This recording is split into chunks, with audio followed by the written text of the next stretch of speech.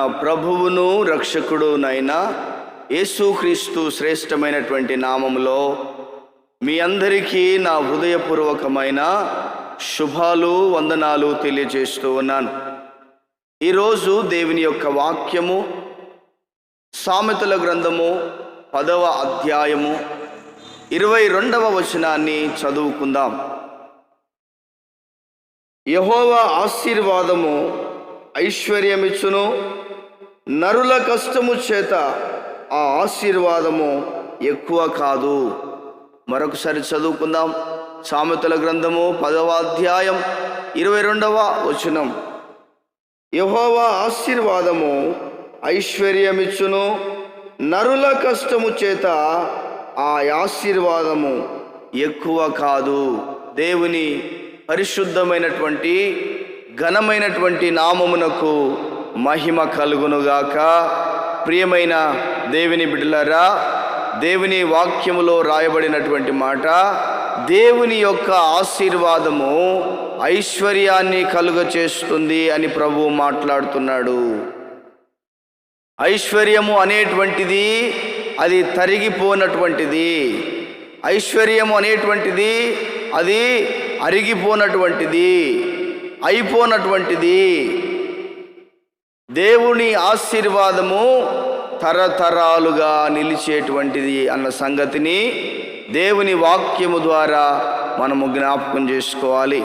ప్రియమైన నా దేవుని బిడ్డలారా, ఆది కాండములో గనక మనం గమనిస్తే అబ్రహామును దేవుడు ఆది కాండములో ఆశీర్వదించాడు. ఆ ఆశీర్వాదము నేటికి కూడా నిలబడి ఉన్నది. ఆ ఆశీర్వాదము నేటికి ఐశ్వర్యముగా మనకు కనపడతా ఉంది.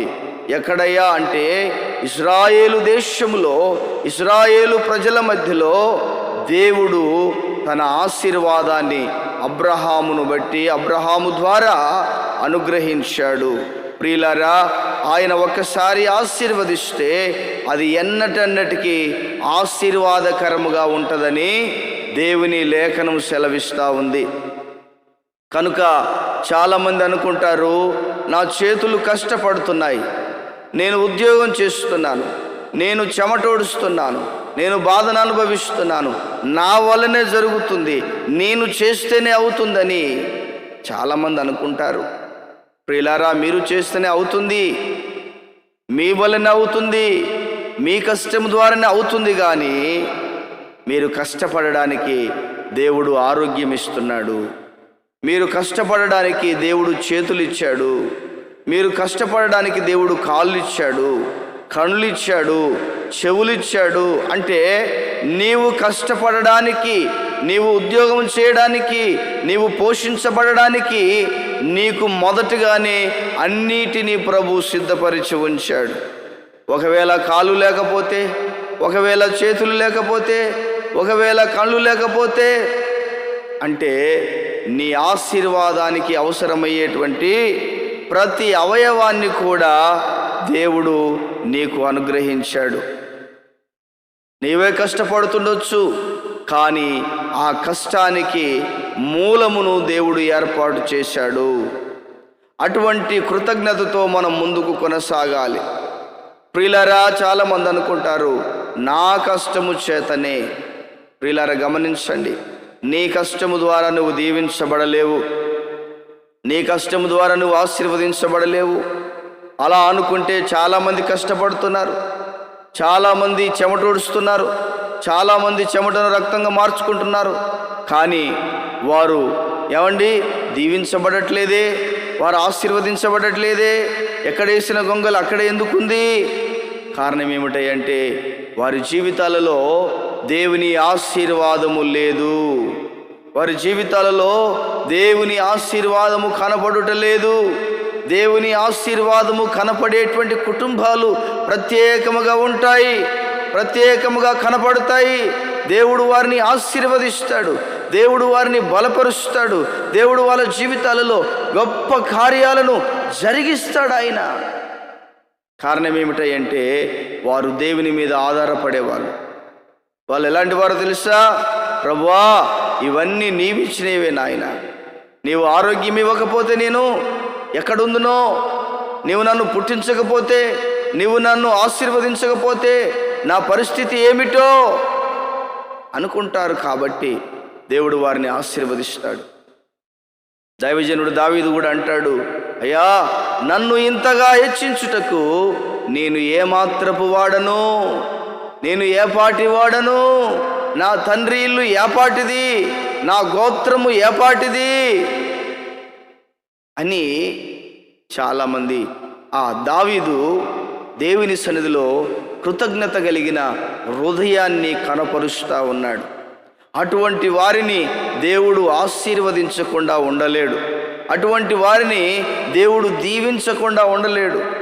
ప్రియమైన దేవుని బిడ్డలారా, న్యాయబద్ధముగా, న్యాయ సంబంధముగా, న్యాయముగా కష్టపడేటువంటి ప్రతి బిడ్డను కూడా, ప్రతి ఒక్కరిని కూడా దేవుడు దీవించగలిగిన శక్తిమంతుడుగా ఉన్నాడనే సంగతిని మనం జ్ఞాపకం చేసుకోవాలి. దేవుడు మనల్ని ఆశీర్వదించాలి. చాలామంది అనుకుంటారు, నన్ను కంపెనీ దీవించాలి, నా కంపెనీ జీతాలు పెంచాలి, లేకపోతే రకరకాలుగా అనుకుంటారు. కానీ ఎవరు ఏమి చేసినా దేవుడు దీవించకపోతే అది దీవెనగా ఉండదు. దేవుడు ఆశీర్వదించకపోతే అది ఆశీర్వాదముగా ఉండదు అన్న సత్యాన్ని మనం గమనించాలి. ఆ యొక్క ఆలోచనను గుర్తెరిగినటువంటి వ్యక్తి, ఆ యొక్క సందర్భాన్ని గుర్తెరిగినటువంటి యాకోబు ఎంతోమంది పిల్లలు ఉన్నప్పటికీ, ఎంతో గోవులు గొడ్లు రకరకాల సంపద ఉన్నప్పటికీ దేవుని సన్నిధిలో గోజాడాడు, ప్రభువా నువ్వు నన్ను దీవించాలి, దేవా నన్ను దీవించు, నన్ను ఆశీర్వదించయ్యా, నీవు ఆశీర్వదిస్తే గాని నేను నిన్ను కదలనివ్వను అని చెప్పి యాకోబు దేవుని సన్నిధిలో పోరాడి గెలిచిన వాడుగా నిలువబడ్డాడు. నా ప్రియమైనటువంటి దేవుని సంఘమా, దేవుని ప్రియులారా, దేవుని జనాంగమా, ఇదిగో నీకున్నది అది ఆశీర్వాదము కాదేమో. యాకోబు కూడా చాలా ఉన్నది, కానీ అది ఆయనకు ఆశీర్వాదంగా అనిపించలేదు. ఎప్పుడైతే దేవుని సన్నిధిలో గోజాడాడో, ఎప్పుడైతే దేవుని సన్నిధిలో పొందుకున్నాడో ఒక నెమ్మది కలిగినటువంటి ఆశీర్వాదం, ఒక సమాధానముతో కూడినటువంటి ఆశీర్వాదాన్ని ఇదిగో యాకోబు చూడగలిగాడు. కనుక నా ప్రియమైన వారలారా, యెహోవా ఆశీర్వాదము ఐశ్వర్యాన్ని కలిగచేస్తుంది. నరుల కష్టము చేత ఆశీర్వాదము ఎక్కువ కాదు. దేవుడు దీవిస్తే కానీ జరగదు. దేవుడు ఆశీర్వదిస్తే కానీ మన జీవితాల్లో మేలుకరంగా సాగము గనుక అటువంటి కృపను ప్రభు మనందరికీ అనుగ్రహించునుగాక. ప్రార్థన చేసుకుందాం. ప్రియమైన తండ్రి, విన్న వాక్యాన్ని మా వినికిడిలో దీవించండి, మా వినికిడిలో ఆశీర్వదించండి, మాకు మేలుకరంగా మార్చండి. ఏ బిడ్డ ఎలాంటి అవసరాల మధ్యలో ఉన్నారో మీరు ఎరుగుదురు. వారి అవసరాలను తీర్చండి, వారి అక్కర్లను తీర్చి మీ నామానికి మహిమను తెచ్చుకోండి. యేసు నామములో అడుగుచున్నాము తండ్రి, ఆమెన్, ఆమెన్. దేవుడు మనందరినీ దీవించి ఆశీర్వదించునుగాక. ఆమెన్.